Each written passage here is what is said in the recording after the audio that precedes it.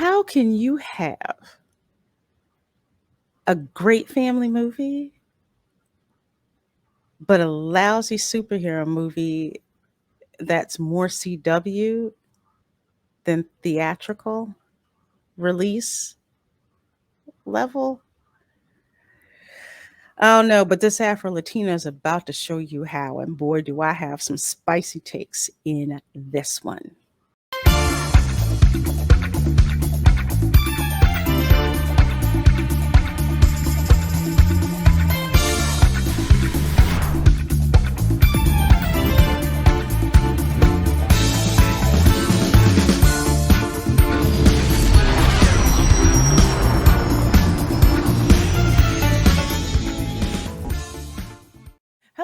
Hello everyone, and welcome to my channel. I'm Reina Creole, of course, bringing you that spice to sci-fi and pop culture analysis. And in this video, I'm going to be reviewing the film Blue Beetle that released recently from DC, starring, of course, Xolo Mariduena, and I hope I said that right, tilde on it, also known as Miguel from Cobra Kai. I loved Xolo Mariduena in Cobra Kai, so that's the main reason why I went to go and see this film. But I have some reservations about this film. So I'm gonna first of all let you guys know what I liked about the film, let you know what I did not like about the film, and a special spicy section to address some of the discussion I've been seeing out there in the interwebs with regards to this particular film. So before we get cracking with this, please do your girl a favor. Please do hit that subscribe button. And once you do, please hit that notification bell so you can be notified when your girl has hot, fresh content for you to enjoy. So with that said, let's get to it. Forgot to mention, there are going to be spoilers in this. So if you don't want spoilers, I suggest you nope out in 3, 2, and 1. So, brief synopsis of the movie, face hugger alien text in a burger box, just mud meld with a teenager, worldwide megacore hunts him down. I'm just kidding. You have this alien scarab that chooses Jaime Reyes. He's a recent college grad. The scarab picks him to be his symbiotic host and basically gives the teenager a suit of armor, very cool looking suit of armor, that's capable of some very extraordinary and unpredictable powers, forever changing his destiny as becomes the superhero known as Blue Beetle. And in the end, basically, you have a minion villain. I call it the minion villain.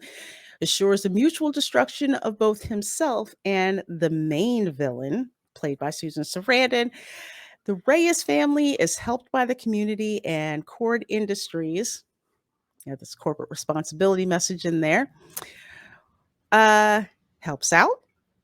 And Jaime gets the girl, or more accurately, a great start at getting the girl. And he and the suit are one.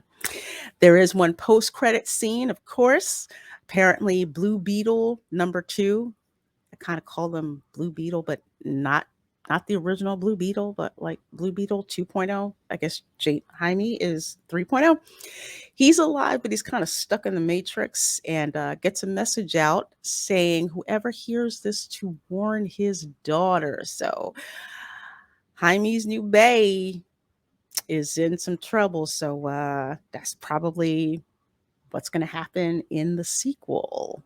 Find out what happens then, if there is a sequel.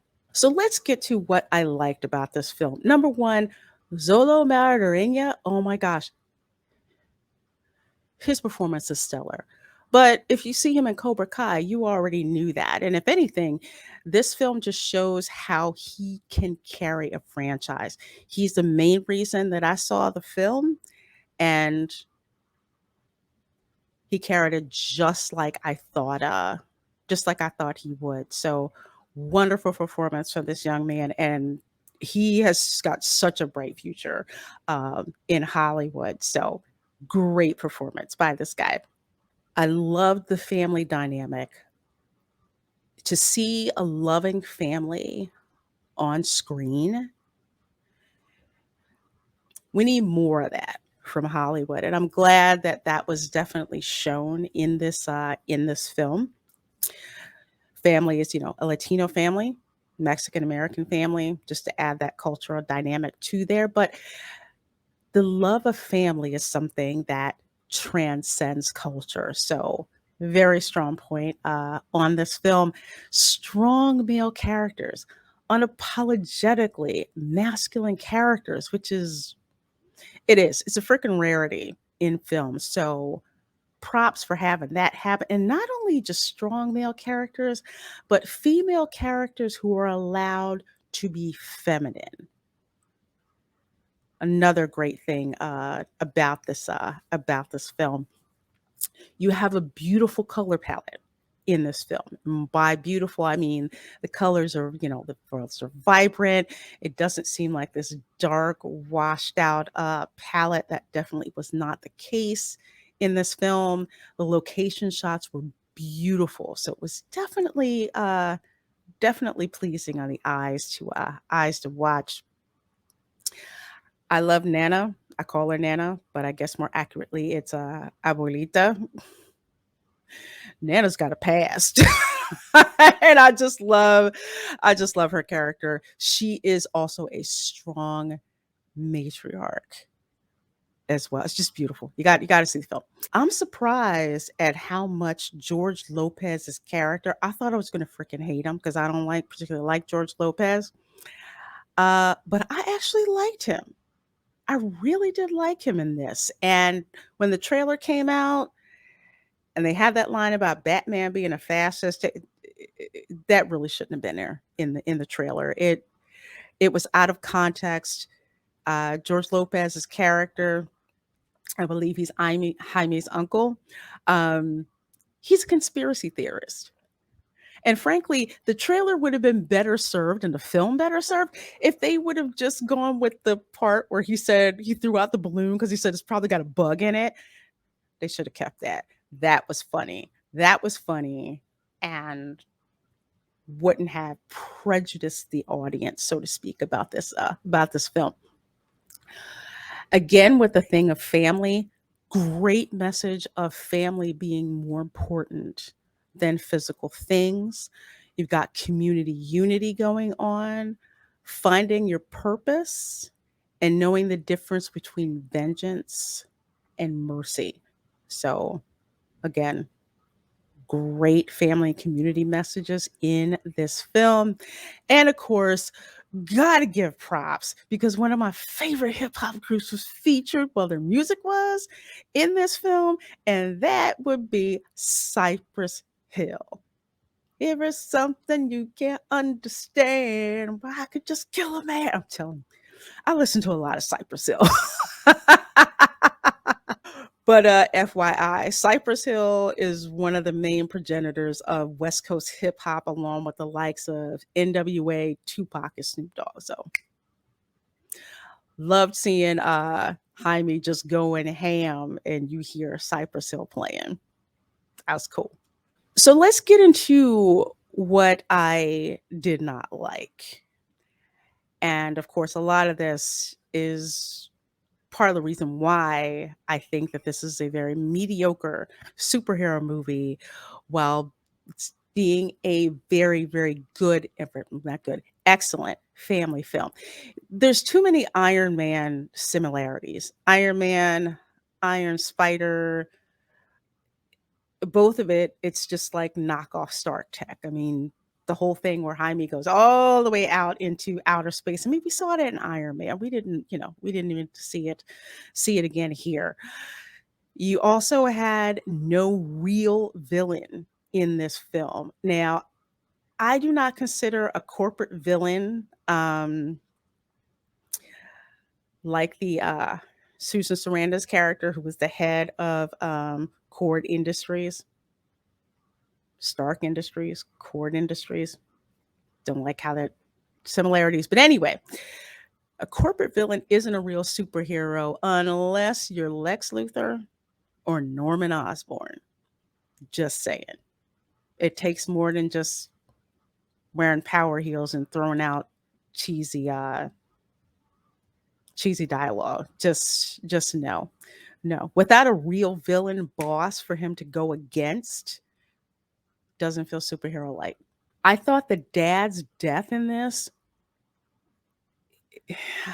it didn't really serve a purpose. I didn't see a reason for that, for him to just die like that. It seemed like the only reason for the dad to pass away, for Jaime's dad to pass away, is to see the emotional pain of him not being able to save his dad. Now that kind of made me think about with Superman and how Clark couldn't save his father, Jonathan Kent, the original, because his father had a heart attack, not taken out by a tornado. But I won't go into that. I couldn't stand Man of Steel.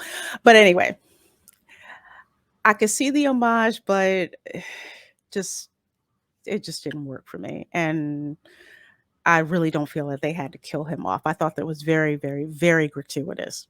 We don't know why the suit chose Jaime. I mean, in the first place, we don't know. And this question wasn't answered. And for a superhero origin film, we should have had some kind of answer besides Jaime's dad in, the Great Beyond, reiterating that it's his destiny and purpose to unite with the suit. I mean, a true villain boss fight and not one with the villain's minion, I think it's Carax, whatever, would have given insight into this.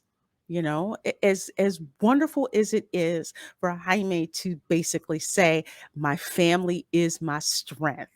That's great for a family film, but mediocre for a superhero film. And frankly, the only superhero film where that line actually works is in Shazam, the first one, not Fury of the Gods. That just wasn't good. Not at all. The CGI is awful. Let's put it out there. It looks bad. It's nowhere near the theatrical level. And granted, I'm not a DC head, so to speak. But I saw Black Adam. Black Adam, that was definitely a theatrical worthy release of a film. Well, a theatrical release worthy film. It was. Blue Beetle should have went straight to HBO Max like it was supposed to. And I think it's going to do really well when it's put on HBO Max. But given the CW style plot and dialogue and graphics and just no. I really feel that this was released to theaters because of how bad Shazam Fury of the Gods did and how bad The Flash did. I think it was a last ditch effort, and I really believe it did the film more harm than good. So let's get into some of the spicy bits here for this film. One of the things that I alluded to in the open of this video is that, yes, I do have Latino heritage, Afro-Latino heritage.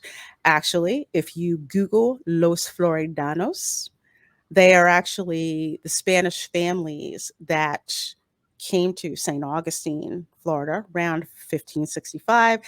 That was when Florida was under Spanish control.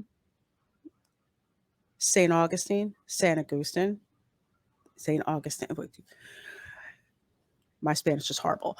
But anyway, my fifth great grandfather, Don Francisco Javier Sanchez de Ortigosa, okay, uh, besides being the largest slave owner in St. Augustine. Actually, he had a mulatto wife. She was free. Her father was a French Huguenot. Her mother was a slave. But he also had a second wife. He had a white wife who was English, and three guesses which one of those women I descend from. But that's a video for another time. But basically, like I said, my Latino heritage comes out of St. Augustine and also a couple Caribbean islands as well, but traced to St. Augustine because basically America came to us. We did not come to America. Put it like that. First of all, you've got the inauthenticity of locations. I mean, Palmyra City looks like Miami. And Jaime Reyes is from El Paso, Texas, from the research that I could find. I mean, I've been to El Paso, Texas, and Palmyra City looks nothing like El Paso in the shots. El Paso should look like Texas. In other words, Palmyra City should have looked Texican, not Mexico. I mean, I'm looking at the shots and everything, and it looks like Ponce in Puerto Rico. I get that Angel Manuel Soto was trying to film this in Puerto Rico to bring money to the people of his island, which I give him props for that. But it takes away from Jaime's true origin and causes cognitive dissonance by juxtaposing Jaime's Mexican American roots with a locale in the Spanish Caribbean. It just doesn't fly. And a mistake that this film makes is assuming that the Latino experience is homogenous. So let me speak to that because I got 2 points on that. First of all, Jaime is a Mexican American. Okay. So why is he talking about salsa dancing and why his sister is emphasizing how bad he is at it? I mean, salsa is a dance from Cuba and Puerto Rico. And that dance originated with Afro Latinos, and the dance became popular with mainstream Latino population of those Spanish Caribbean nations.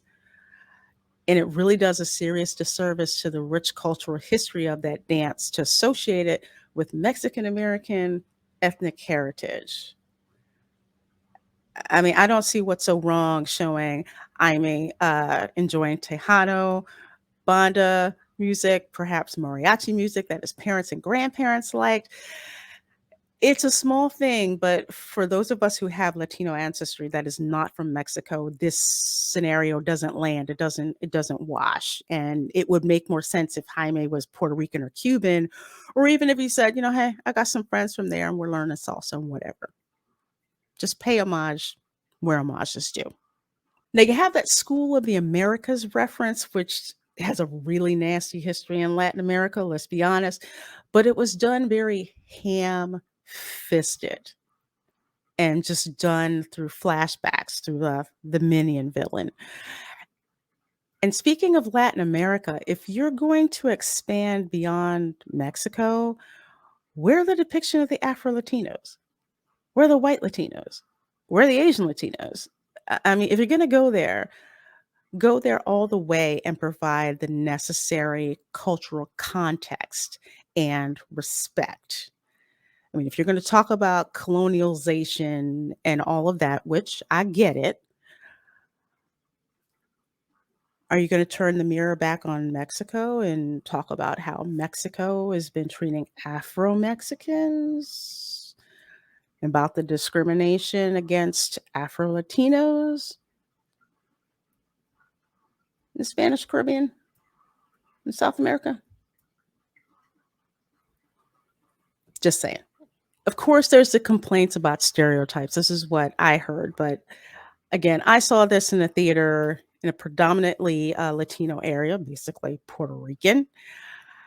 And is it a stereotype or is it a cultural reference that you don't understand? Here's the reason why.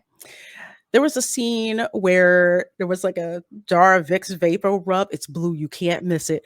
And it was used to bring Jaime back to consciousness. I had to laugh so hard because my Afro Latina grandma did the same thing. That was her favorite medicinal go to, and the whole theater cracked up as soon as they saw that.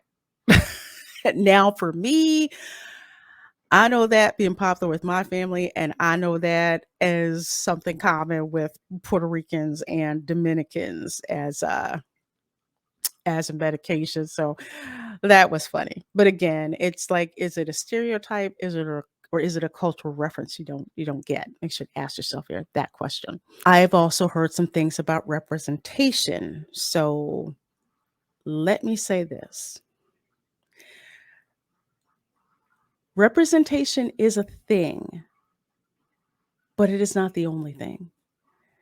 And if you're selling a film like this, to have other people understand your cultures or present your culture to them, it really doesn't do it just really doesn't do your film any good to demonize people who, I mean, demonize them right off the bat about this, about this film. Angel Manuel Soto is completely entitled to produce his movie the way that he wants to direct it the way that he wants to. Now, it is wanting to see yourself reflected on screen isn't a bad thing in and of itself. It's really not. But the problem is, and this is where the problem comes in, like I said, the problem is when it's the only thing and the marketing and the way that Manuel Soto was talking about this didn't help. So if you want to implore people to learn more about your culture, especially through film, don't start off by demonizing them. To wrap this up, and I have gone on way longer actually than I planned to. I gave this film a 6 out of 10. That's both my biased and my unbiased score. This is absolutely a very good family film, definitely. It's something you can sit down with your kids to watch. There's a couple of pejoratives, cuss words in Spanish, pendeo, pendea, cabron, cabrona, but overall, a wonderful message of strength of family and not forgetting where you came from. However, with all of that said, unfortunately, this is a lousy superhero origin film with a two-dimensional villain and too much reliance on Marvel style humor and origin plots from superhero films that we've seen before. We needed to see something original. That didn't happen in this film, unfortunately. The film tried to do way too much, and it should have focused on being an excellent superhero film with the awesome family dynamic in a supporting role. Definitely, again, not theatrical release ready with the CW quality type of story and the CGI and the paper thin plot. And it should have just gone straight to HBO Max. And again, I do believe when this hits HBO Max, it's going to do better than it did in the theater. I will just say that Xolo Mariduena, he deserved a much better script than he got. So hopefully when this writer's strike is over, his next project truly lives up to the type of script that he deserves. All right, folks, with that said, that is my review of Blue Beetle, which recently released over the weekend. Please let me know in the comments what you think. Did you think it was a great superhero origin film? Did you think it was a lousy family film? Do you think that this really should have been in the theaters, or should have just stayed on HBO Max? And let me know what you think about the film from a cultural standpoint, whether you're Latino or not. As always, I would love to hear what you guys have to say. So folks, if you got some value from this video, please do me a favor. Please do hit that thumbs up button. And once you do, please make sure you've hit that subscribe button so you can be notified when your girl has hot, fresh content for you to enjoy. So with that said, folks, take care and I will see you next time. Bye.